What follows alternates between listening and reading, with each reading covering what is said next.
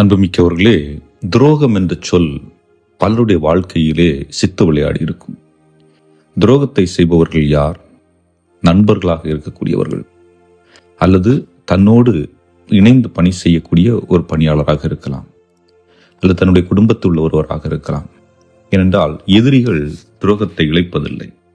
அவர்கள் சண்டைக்கு வருவார்கள், ஆனால் துரோகம் இழைப்பதில்லை. துரோகம் என்பது நம்மோடு நெருங்கி இருக்கின்ற ஒருவராக இழைக்க முடியும். ஆக அப்படிப்பட்ட ஒரு துரோகத்தை தான் இங்கே யூதாஸ் இஸ்காரியோத்து இயேசுவுக்கு செய்வதை பார்க்கின்றோம். இயேசுவோடு இணைந்து பயணிக்கின்றார்.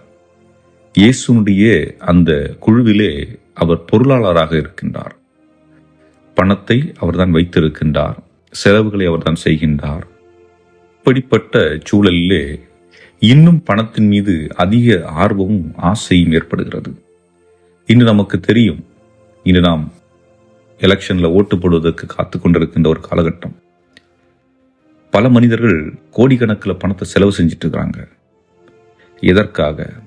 இவர்கள் பதவியில ஏறிட்டு மக்களுக்கு நல்லது செய்யணும் நினைச்சு கோடிக்கணக்கில் செலவு செய்கிறாங்களா? அப்படி உண்மையிலேயே அவர்கள் நல்லது செய்ய வேண்டும் என்றால் எலெக்ஷன்ல நிற்காமலே அந்த 15 கோடி 10 கோடி 20 கோடி வந்து மக்கள் நலனுக்காக செய்யலாம் அல்லவா?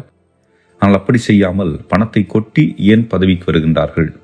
இன்னும் அதிகமாக சம்பாதிக்க வேண்டும் என்பதுதான்.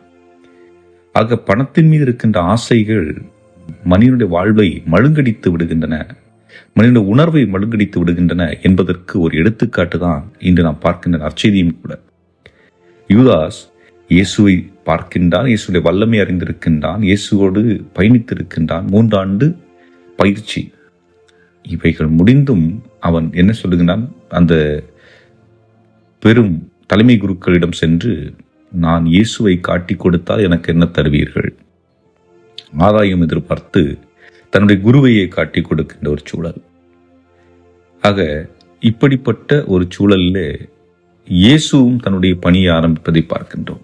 இறுதி பயணத்தை என்ன சொல்லுகிறார்? சீடர்களை அழைத்து சொல்லுகிறார், பாஸ்கா விருந்து ஏற்பாடு செய்ய வேண்டும்.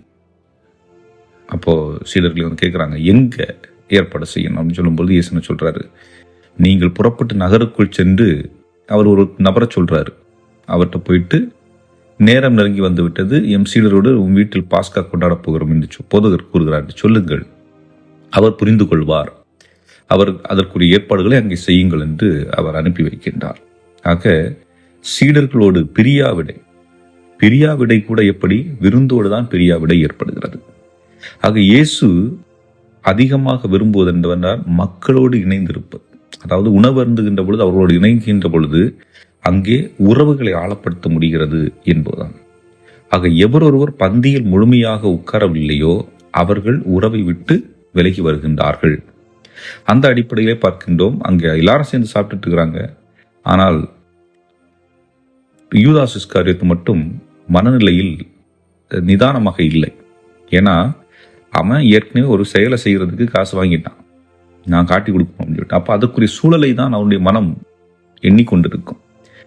அப்போ அந்த எண்ணத்திற்கான விதை போடப்பட்டு விட்டது. இப்போ இயேசுவை காட்டி கொடுக்க வேண்டும். அப்பதான் இயேசு சொல்றார், அவனுடைய உணர்வுகள், அவனுடைய மன ஓட்டங்களை அனைத்தையும் புரிந்து விட்டு சொல்லுகிறார், நீ என்ன செய்யணுமோ அதை செய்.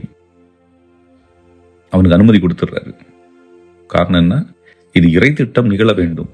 ஆனால் அதே வேளை ஒருவன் துரோகம் இழைத்துதான் இயேசுவை காட்டி கொடுக்கின்ற ஒரு சூழல். அன்புக்குரியவர்களே, இந்த துரோகம் என்பது நம்முடைய வாழ்க்கையில் மற்றவர்கள் நமக்கு செய்திருக்கலாம், அல்லது நாம் மற்றவர்களுக்கு செய்திருக்கலாம். எப்படி இருந்தாலும் அது மற்றவருடைய வாழ்விலே வலியை ஏற்படுத்தக்கூடியதாக இருக்கும். இன்னொன்று, நம்முடைய வாழ்வையும் அது சீர்குலைத்துவிடும்.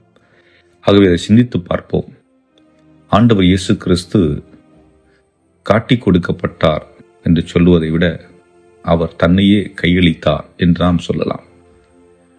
எதுவாக இருந்தாலும் நாமும்